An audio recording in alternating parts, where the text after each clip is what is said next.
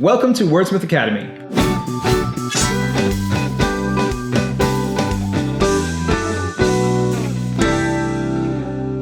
A common question I get asked all the time is how do you choose the names of your characters for your books? For years I've used the exact same methodology, which was to use a baby name book and just flick through until I found the names that I wanted to use. But there's actually a deeper science at work when it comes to picking the right names for your characters, and it's not just a matter of grabbing the first thing that comes to mind. Surely you can't be serious.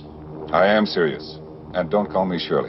Here are a few tips to picking names and making your characters memorable. 1. Don't have two characters with the same first letter of their first name, and don't have two character names that sound the same. I'm guilty of this. My first novel had a Nigel and a Neville, and they constantly got mixed up all the time. And there's also this little known author called J.R.R. Tolkien who wrote this tiny little book called Lord of the Rings, and he had two female characters in that book who had very similar names. One was Arwen, If you want him, come and claim him. and it was Eowyn.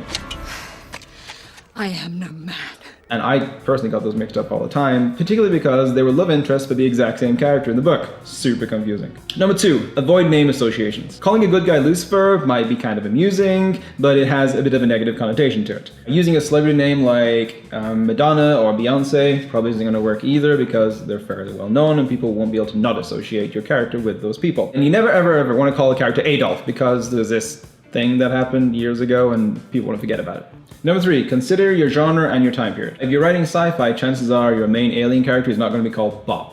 Or if you're writing high fantasy, your evil wizard is not going to be called Duke. And if you're writing historical fiction and it's set in, 1777, the Lady of the Manor is probably not going to be called Natasha. So consider your time period and your genre and name accordingly. Number 4, keep the pronunciation simple. In some cases, having a unique, tricky to pronounce name is pretty great because it makes your character memorable. Like, for example, in Harry Potter, there was Hermione. I'm Hermione Granger.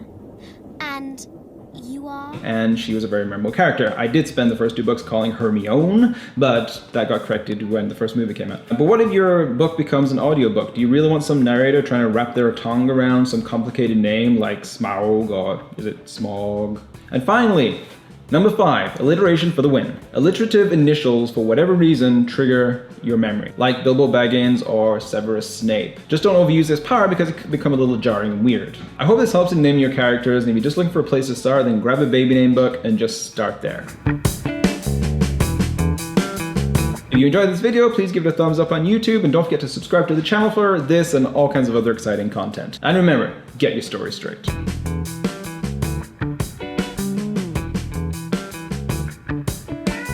So handsy. So handy. I can't stop using my hands. I'm just gonna glue them to the table.